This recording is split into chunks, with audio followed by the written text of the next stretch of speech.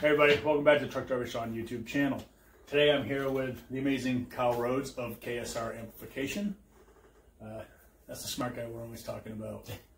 And took me around the facility today.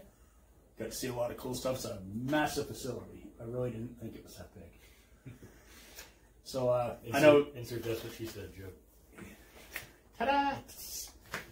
All right, so I know you all have a bunch of questions. We'll handle those to the end because I have things that I want to hear. So we'll get your questions at the end. Brief explanation of how you got started and how you ended up in this place in literally the middle of nowhere, Ohio. Middletown, Ohio. Yeah, kind of between Dayton and Cincinnati. It's not where you think you'd find a massive amp company. Yeah, it's been an interesting ride. I started in 2009. I built myself an amp. I think my first amp I built in 2008, and researched it. What makes a tube amp tick? And I'm an electronics guy, but I didn't know anything about vacuum tubes, so I did a lot of research. The original impetus was actually my Mesa that I had died, so I had to do some research and figure out how a tube amp worked and fixed it. And I'm like, why don't I just build one of my own? Build something that I like better, with better features, better sound, or whatever that I was looking for. It was more about the features at the time. I was satisfied with the sound, but I didn't like the way some of the things worked with it, And anyway, so I built myself an amp, and then my buddies wanted one, and then one of my buddy Chris June, he called me one day. I was at work, and I'll never forget that day. He called me and said he had cash, and he was ready to place an order. And I said, okay, well, I have no idea how much it's going to cost. We'll figure it out, and I'll make it work for you. And so I designed an amp for him. His bandmate wanted one, within a week of him placing the order. I had 2 orders. Then a third guy, Nate, and then it just ended up being about 5 custom amps I did, and then I designed the Colossus after those 5 amps, and figured I'd try to sell it, see what happened. And that was, I finished the Colossus prototype in December 2010, and we're still building it now, 11 years later. But yeah, I've played one. Yeah, I think that's what Steven has, right? Steve Dawes has a Colossus. He's got a few things. I think he has his 100-watt one. I think that's the Colossus. I think. I don't remember. I think he's one of my customers that has lots of things, so it's hard to keep track. Yeah, he has something that's not supposed to exist. And it's very nice. We won't talk about it. So many people hit you up going, "You did it for Steve!" Because we all know Steve. It trolls everybody. It's a good dude. Love that guy. So you got the Colossus, and then how long was it before you started? You got 6? Yeah, there's... So after the Colossus, I did the Artemis, which is a rack mount amp, and I already had a rack chassis design from some of the custom stuff I did. Because the first 3 amps I built, and the 5th custom amp were all rack amps, and so I took that design and I made the Artemis, which was a new circuit from what the other stuff was, and I started making it, and then shortly after I had the Gemini, because the Gemini is basically an Artemis in a head form without one of the channels. And so yeah, Colossus, Artemis, Gemini. Then I did the Orthos, which started off as a simplified Gemini. Built that, Orthos Mark I, built that for maybe a year and a half or so, and then I did the Eris after that. And when I did the Eris, I came up with a new crunch mode that I really liked.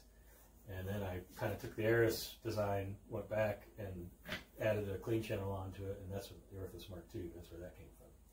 So that was the evolution there, and then ultimately I did the Juno. It was the last amp I did.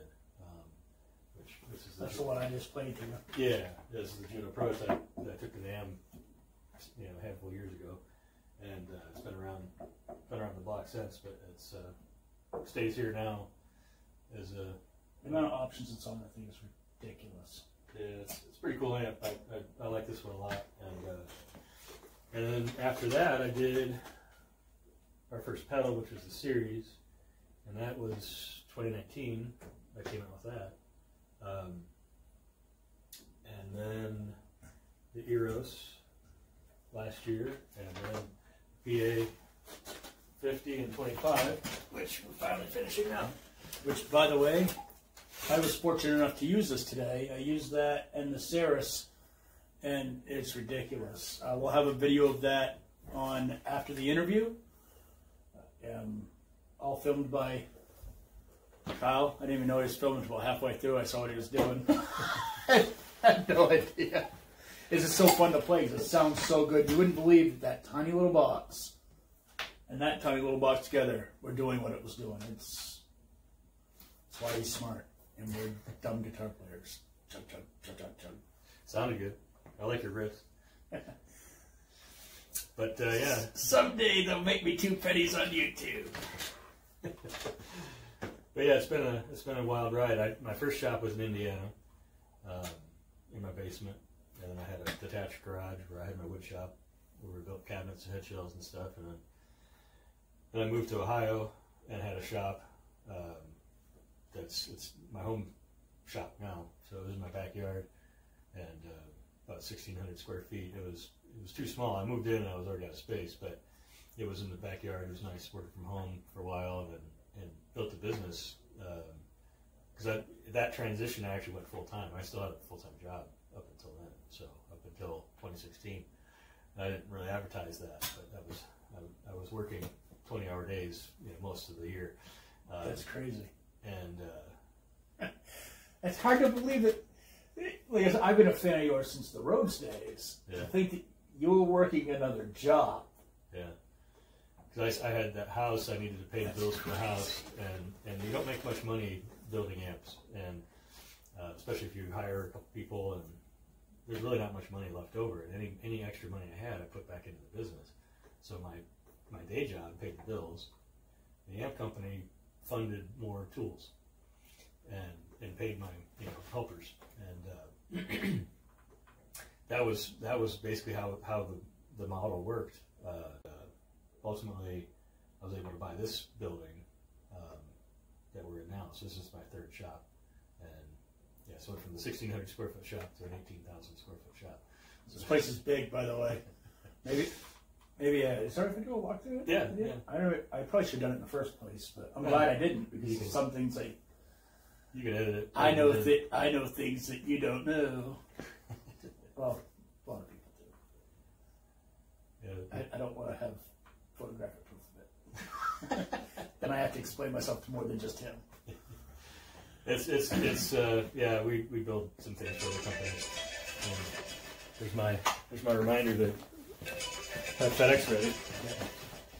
By the way, he is a very busy man, and he's been very gracious to take the time to allow me into his business. This isn't something that just people do every day.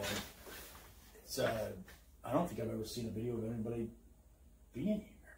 No, we don't have many visitors with the Rona, but you're tested weekly, so I'll let you in. Test positive every week. I'm on a roll. Never been negative. But no, it's been just you've really showed me pretty much everything. It's been great. You let me play through the stuff. That's awesome. And unfortunately, because he's so busy, I couldn't try one of everything because one of everything isn't just laying around. So everybody out there that supports KSR, that's awesome because literally I'm watching how they do it. Everything's done very meticulously. It's not just slapped together. Everything is done at a very comfortable pace. No one's like hurrying to do stuff. They're putting it together great. And by the way, all your employees love you. Well, you're doing something right. That's good. Hey, it's means not a they might bad stick thing. around then. Yeah, they might stick around. So, are you okay with questions? I know I told you what some of them were. You're good with them? Yeah. First question, just so everybody gets off my ass. Noise gate. The KSR noise gate. Working on it. There you go. Y'all can leave me alone now. He's working on it. Probably 2021 we'll have another pedal and maybe 2 more. We'll see. Whoa, 2 more. Yeah, I'll leave that to be a surprise. I didn't know that. Because I don't even know what the second. You're funny, yo. Well, you gotta find out after me. But technically, you find out when I find out. Yeah, so kind of new about the noise gate. We'll have some more pedals. I've got a rack version of the PA that I'm working on. It'll be like the PA-50 is just a mono 50 watt tube amp. The rack will be 2U 2x50, 1 or 1x100 bridgeable. Oh, so it'll be cool. That'd be good for touring musicians. Like excellent for touring musicians because it's compact enough. You can take it everywhere. And if you're able, I've actually seen one of your rack mounts because hello, Steve Dodson. It's built like a tank. You probably could accidentally drop it, and it's gonna be fine. Yeah. Like I've done to the pedals a dozen times. Which, Yeah. by the way, watching this process to powder coat these things, that's why your paint don't chip. He could just spray them like everybody else does, and call it done. No, it actually goes through steps. It's really cool to see that much just in the paint gets that much attention. That no one does that. This guy, he does it. All right. Yeah, we care what the end product looks like, and consistency. That's why I always tell people consistency is king. We want to be consistent with the process, with how things are put together, with how things look when they leave, how things sound, of course. Everything needs to be consistent. So if somebody gets a pedal or gets an amp one day, sells it or whatever, gets one later, it's going to be the same amp. It's going to be the same pedal. And they test everything. Just since I've been here, you've had to do a repair to something that didn't make it through testing and checked on 2 other things. Yeah. So they do. They check everything. You're not getting something to show up at your house that hasn't been tested. Yeah, the pedals are tested twice. So that there's a test after the board's built. Then it's tested a few different ways. Voltages and it's programmed, and then audio tested, play tested, and then we build the pedal, and then everything is tested again, and then it's packed and shipped. So it goes through that process twice just to make sure everything's good. Not only do you not want to build something that's not going to work and have to take it apart, you don't want to, you might build it and maybe something broke free or got loose, or maybe, even just a knob was put on a little shallow or something like that, so it rubs, so you figure out all that stuff, you make sure all that stuff's good. And, it's actually a guitar player is testing it, so it's also hearing to see if it sounds right. And we've got some other electronic testing too that we do kind of more in a spot check way, but everything is, pick in place, make sure all the parts are put on consistently. There's some stuff's put on by hand, and so things are visually checked, measured, played. So we want it to be all consistent, even if it's a $200 pedal or a $3,000 amp. It goes through lots of testing. That's what sets you apart. That's what makes it different. You can get stuff that's made in Indonesia. They check it. It's different. Mm-hmm. It's getting something that's American made, and none for nothing. You make your casings yourself. You bend your own steel, weld your own steel, put together your own boards. I didn't think about asking this. Knobs. Yeah, we don't make those. All right. So he doesn't make the knobs. Maybe one day. Now that I said that, right? But still, if you think about it, you're all the hardware, even with the cabs. Like we'll do the walkthrough, and you'll see that everything is done right here. Not many companies do that. Yeah, they'll outsource, like if they're an amp builder, they'll outsource the cabs and outsource the, what do you call it, chassis, the head shell. The head shell. Yeah. They'll outsource the head shell. You're building it all right here. Yeah, plywood comes in, Tolex comes in, sheets of aluminum come in, blank die-cast enclosures for the pedals come in, and then we turn all that stuff into finished product, all under this roof. So it's pretty cool. We do a lot in-house. Basically anything we can do, we do in-house. The only thing we don't do, the only thing we outsource is anodizing. We send that out. But I'm going to ask a stupid question. Don't tell me I'm stupid, I already know. The hell is anodizing? It's something that you've been in contact with, but just probably didn't realize what it was. But like this aluminum metal field panel, that's black. This is anodized. Okay. So it's an aluminum oxidation process, and then it gets its color through a dye. So you can anodize different colors and what have you. But typically, most of your anodized stuff's black, and it's a durable coating. It looks really nice. All the amp faceplates are anodized aluminum, and we laser it. That's how we get the graphics. And I love how your amps look, by the way. I personally like how they look. And I love the fact that they light up. By the way, I was telling you, yours was the first amps I ever saw that light up back in when you was calling them Rhodes. Trademarked by some idiot.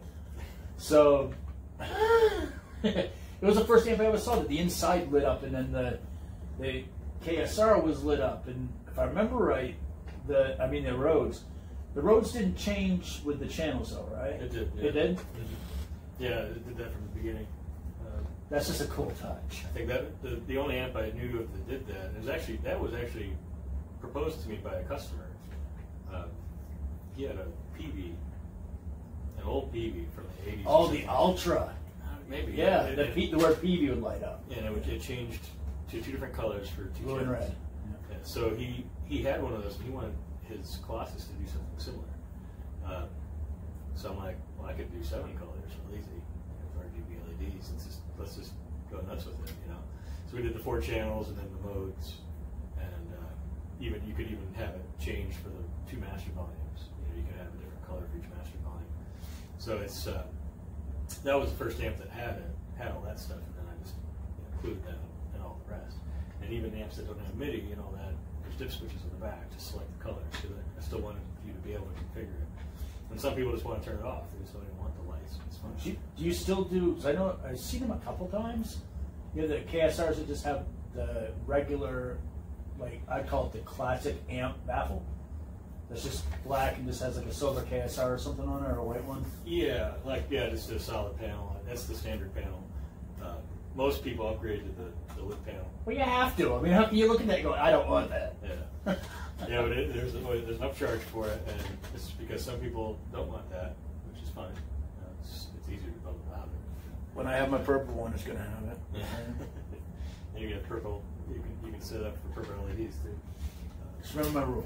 Yeah. Purple everything. Everything's going to be purple. Purple everything. So, It's going to be purple and neon green. Just go crazy. But yeah, very cool. So another question would be the mini amp question, the lunchbox, the little box of dreams that could. Yeah, I'm sure I'll do one year. Probably not this year. There's a lot of other stuff I want to do that I mentioned, but maybe that'll be a NAMM 2022 thing. It's been on my mind for a while. I want to do it right. I don't want it to be just a mediocre 15-watt amp. I want it to be badass. I want it to sound good. Well, it has to be. If you don't, you're not staying true to what you do. Right. And what you do is, everything is awesome. Yeah, I don't want it to follow the same lunchbox amp stereotype of it. Doesn't sound very big. Doesn't sound very good. I want it to sound like our amps. Just happen to be super light. And you know, the PA-50 is kind of a stepping stone in that direction. I mean, it's 50 watts, but the 25-watt version is a couple pounds lighter and still sounds every bit as good. So it'll probably follow similar models in that, where it might be a 25-watt lunchbox. But that's all I'll say about that. To me, that's perfect. So I have 5-watt ones, I have 10-watt ones, I have 15-watt ones, 20-watt ones, and 50-watt ones. I don't mess with 100-watt anymore. This was talking earlier. I'm partial to a 50-watt head, and of course it could be all in my head. But out of all the 20-watt and 15-watt heads I have, are any good. That's it. The other ones, the coolest that you have. You do one just to see what you do with all the systems midways coming back. And you kind of already answered the third question, unknowingly probably. Now, did you ever get inspired by somebody else's work? Well, that's how you ended up in this in the first place. Your Mesa broke and Things you didn't like about it, you changed. Things Yeah. same message kind of inspired you through default to do this. Yeah, pretty much. And I also had a 5150 at the time that I enjoyed for other reasons, but I didn't like the features. And and I had like an old digital modeling amp, you know, one of the old ones that really didn't sound good. Can you believe how Rhodes is playing digital amp? I think I got that. That's the best line in this whole entire video. I had this digital amp Yeah. come out of his mouth. Maybe I shouldn't have said that. Yeah. But That's awesome. I enjoyed the ability I had, though, to switch sounds on it and all the flexibility of it. And that's, I think, maybe what helped inspire some of my, flexibility that I built into stuff. But I want to do it in a way that sounds good. It's useful. Nothing of yours, by the way, is a one-trick pony. Nothing. I've not seen even that. The PA-50, you have options.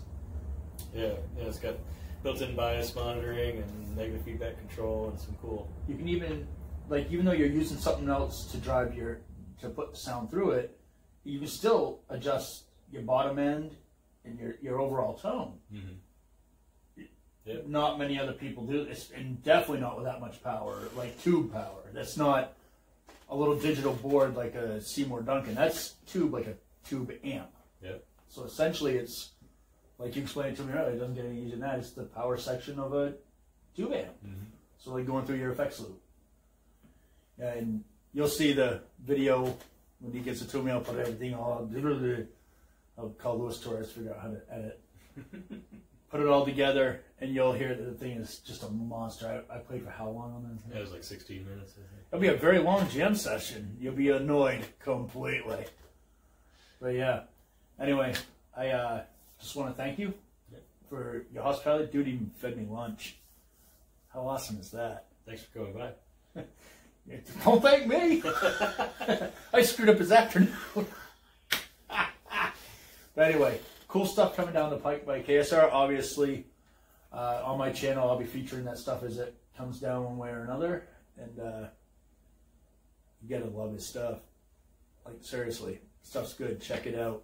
And if you're the type like, I can't afford a $3,000 amp, I will always say this. The Ceres, yes, it is expensive, but it's cheaper than an amp. It's cheaper than your mediocre amps. And you can take your mediocre amp and put that on there, and it turns your mediocre amp into an absolute beast. The price of that. And that's built 100% right here, by hand. For the most part, everything is done by hand. Even the painting stuff they go through is ridiculous. And there's nothing you can hook that up to that's not going to make it sound better. It's just the way it is. And for a guy who loves his amp, but wants to just EQ your sound out a little bit better, another option too, if you want to try something that's KSR that's not going to, make you have to tell your wife what happened to the bank account. You can do the Arrows, which is, I use it all the time. It takes your amp and tightens things up, or if you have a really tight amp, it actually does something a lot of those pedals don't do and takes it the other way. You can chub it up. That doesn't sound good, does it? I might have not wanted to use that verbiage, but it came out, so that's the way it is. Chub it up. Someone is going to cut that out, and I'm going to be eating crow over that for a long time. I can already see it happening. You can chub it up. But you can take the amp in any direction you want with it. It is crazy versatile. Way more versatile than what you're paying for. And I have a review of that, and so does 900 other people at this point, because the pedal is worth it, and everybody wants to get one. You can see that by the amount of them that's downstairs waiting for parts to be able to go. People still want it, yes? Oh, yeah. Yeah. We're selling pedals every day. So very, very fortunate. Yeah, and it's well worth the price. Do you pay a premium? Yes. Go buy a cheaper pedal, buy one of these, and tell me which one's better. You pay for what you get. At the end of the day, it's like a car. Mm-hmm. You can buy a $9,000 throwaway car, and it's exactly what you buy. A $9,000 throwaway car. We all love them. Because we store it that way. But you get into good gear, you've got to pay a little bit of money for it, and it comes built by hand in a facility. Everything is meticulously checked. It's not built on a line in Indonesia. It's built here by, what, 6 people? 7? 8 of us now. 8 people. There's a couple that weren't here, though, so I Yeah. know a couple. Yeah. And even got a dude that travels from Michigan. Yeah. Yeah, he does a lot of work at home. Comes here every 2 weeks and works here too. So. But it's done by hand. Yeah. Yeah, he wires all the amps. So, my original electronics mentor from when I was a kid. That's a pretty cool thing, by the way. Yeah, it is cool. Right? When the guy that mentored you thinks enough of you to work for you, that's the trick. He thinks enough of you to work for you. You have to be very proud of that. Yeah, it's pretty cool. Yeah. I don't have the guy that taught me to drive truck for me. I'm just going to put that there. Matter of fact, if you know I still drive truck, you probably kick my ass. He told me it was a 10-year job and get out of it. Anyhow, thank you, Kyle. You've been extremely hospitable. I got to play an awesome KSR today. That was pretty cool. I could play an awesome KSR. I got to play a Solar. Yeah, cool guitar. I haven't played one yet, so it's cool. Yeah, it's glad I was able to do that for you. At least I can do something for you. You let me tinker with all this stuff. Very cool. Thanks again. And Kyle Rhodes, everybody. The man, the actual guy behind the company. Still doing everything on a very busy work desk. Yeah, there's a few projects on there. Haven't cleaned it in a little bit. A clean desk is a non-busy desk. Yeah. That's a sign of someone who's working. Anyhow, thank you so much. Stay tuned for the jam I didn't know I was being filmed. And we'll do a little walk around. After the jam, you'll see a little walk around, and then we'll be parting out of here. Thanks for tuning in.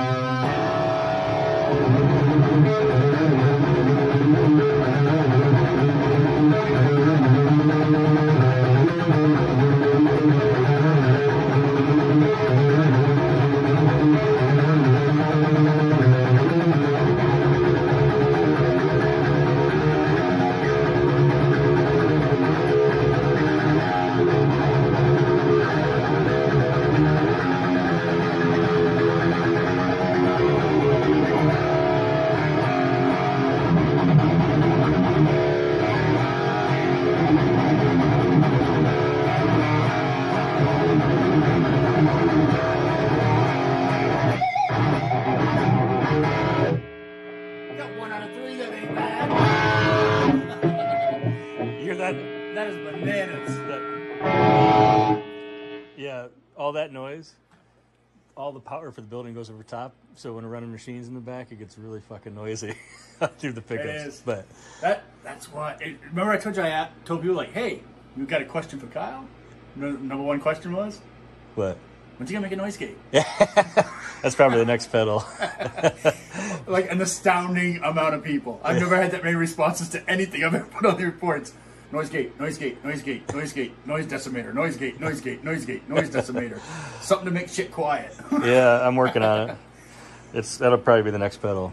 Really? So, yeah, this year sometime. That would be awesome. But you make it, I'll buy it. I'm making a little video for you. I'll send it to you.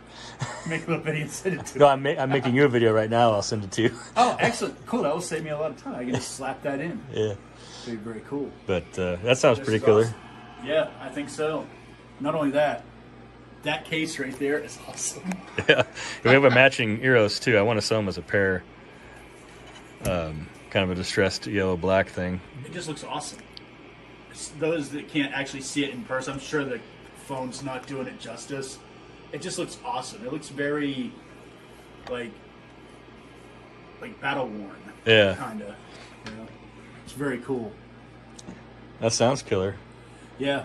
And this is using the 50-watt power amp with the Ceres. That's it. Just cables connecting the ones, right? Yeah, I got the H9 between them, but it's bypassed right now. But that's it. It sounds like a beast. You can't beat it. Yeah, sounds killer. It's an awesome guitar too. This was a joy to play. Yeah, that's from NAMM a few years ago. Oh, this is a NAMM guitar? Yeah, I took it home. We had it in our booth, and I fell in love with it, and I talked to Jeff and took it with me. Tried used to just put it in a bag and tell Jeff somebody walked off with it. Something tells me Jeff wouldn't have believed you, but yeah, it's still worth a try. I mean, can we try? Yeah.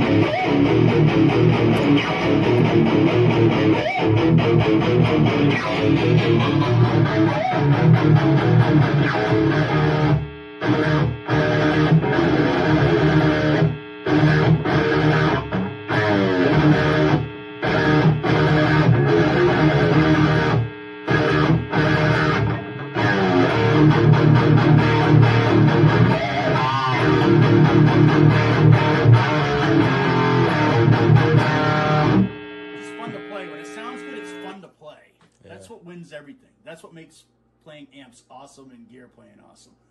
So when it sounds good, it's hard to stop. Mm-hmm. That's a good test for sure. This is just a good setup. And it's a simple setup, nonetheless. Yeah. No fancy stuff going on. Just you got a power amp, you got a preamp, and some cables, and a decent cab. Yeah. Actually, probably one of the best cabs on earth. This cab, everyone asks me why I have a Mesa cab. Because it's the best cab on earth. Every amp I've built, probably every but maybe 5 have been played through that cab, and I know exactly what it sounds like. There's a reason why when I have my custom cabs made, I say, use the specs from a Mesa Boogie oversized cab. Yeah. Because they're the best sounding cabs on the planet. Yeah, it's a good sounding cab for sure. Yeah. And it's weird saying that in a place where you build cabs. But I've never played through one of your cabs before. Yeah. Well, I don't even know if we don't even have one with speakers in it. We should have speakers today. We've been waiting for speakers forever. It's funny. Well, now I know where you are. I can always come back and like knock on the door. I'm like, hey, it's me again. Let me in. I didn't tell anybody about the secrets, I promise.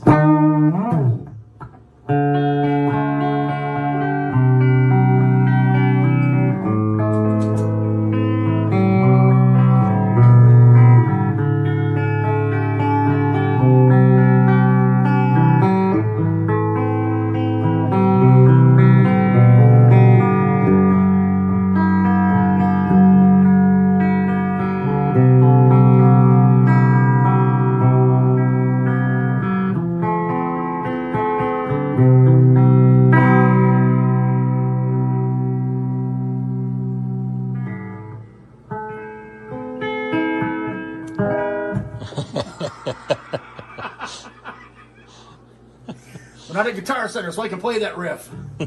That's like the no-no riff for Guitar Center, right? Yeah.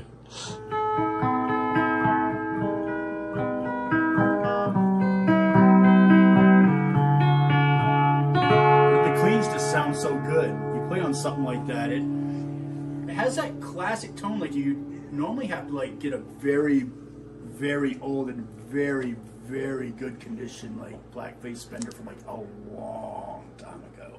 And you're pulling that off with this. It's you're the type of person who wants to play a super clean amp. That thing does it, without a doubt.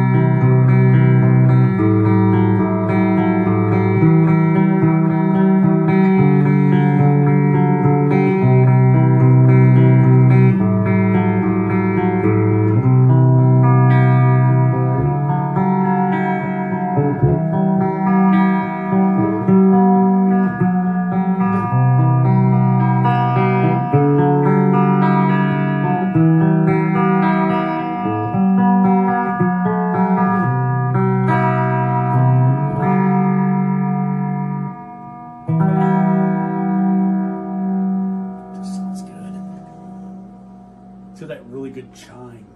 Now, are you using that just the power amp to get that chime, or are you dialing it in? I got the clean on the preamp. well. So let's see. This would be just bypass right into the power amp. So Like just a power amp. yeah. So I'm trying to even tie it off too. So that's just guitar into the power amp, no EQ, and then clean.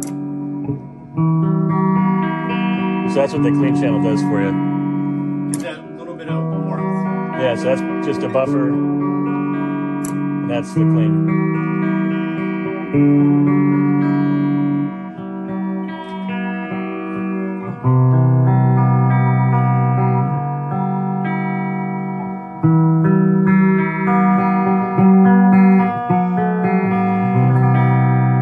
Just sounds good. A little touch of delay, a little bit of chorus. Oh.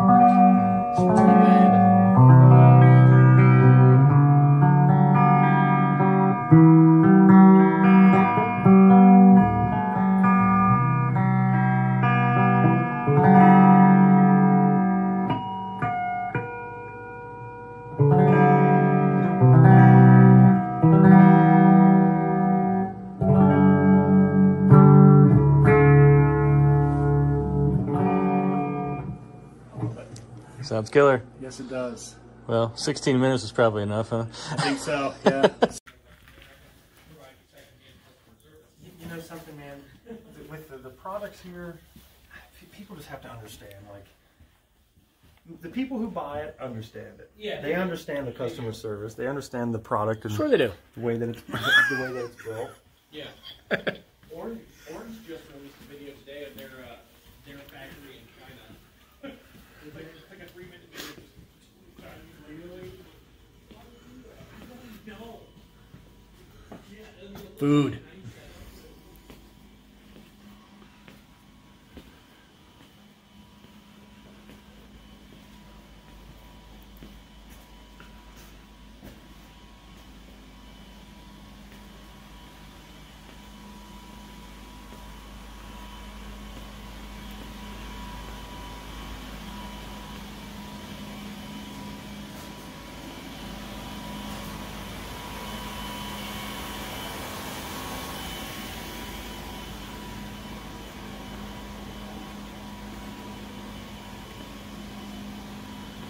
Can't remember how to get to the other place. Oh, the basement? Yeah, it was like a labyrinth. Yeah. We're gonna follow Kyle.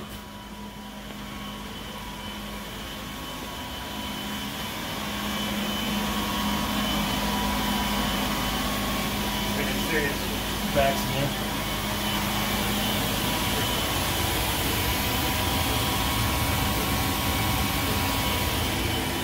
Let's scoot over here real quick.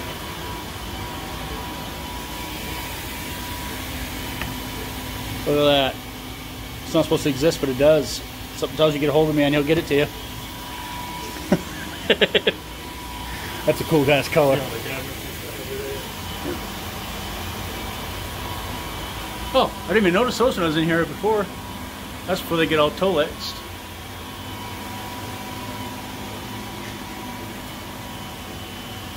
Never done a walk around. Usually the walk around pretty short. Yeah. This place, you get a workout walking around it.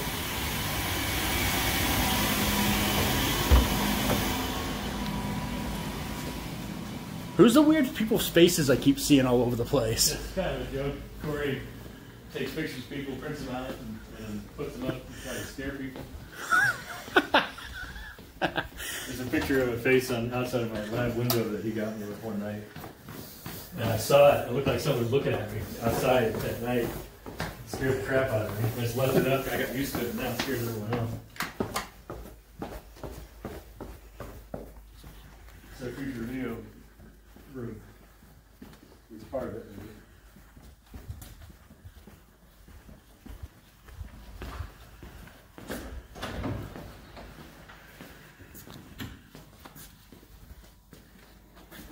Ooh, she's a little ripe in here compared to when I was in here earlier. You can tell he did some stuff. Fresh. Yeah. It's very cool. This is where you powder coat. Yep. And so it's a big wall of filters and a big fan that sucks air through it. So as you spray the powder on the enclosures, the filters take it up and keeps the room clean and your lungs clean. So I will say, for having a place where you cut a bunch of wood and stuff like that, this place is very clean. yeah, we try to keep it nice and that's the pizza oven. yeah. So we make all the cookies. That's pretty much about it, yeah? Yeah, it's this warehouse space over here. A bunch of stuff I need to organize still. We're going to have a bunch more of the shelving up and inventory. Collector Warehouse of things. Yeah. And it's a lot of stuff we use, for our production. So we got tons of resistors, and this will be full of other inventory. This eventually will be an amp. That's crazy.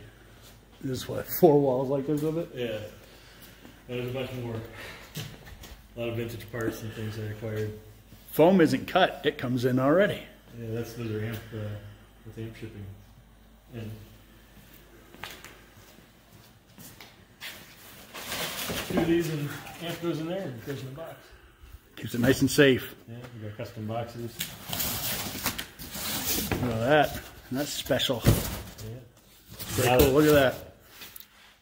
Made in the USA. Something to be super duper proud of right there. It's kind of one of those things that's funny with my old shop. It was really hard to keep boxes. I'd have to put them in the attic in my old shop, and now we just have a pallet, throw it in the corner. So it's nice. It's nice to have the storage, and we're still going to get this set up better, but work in progress.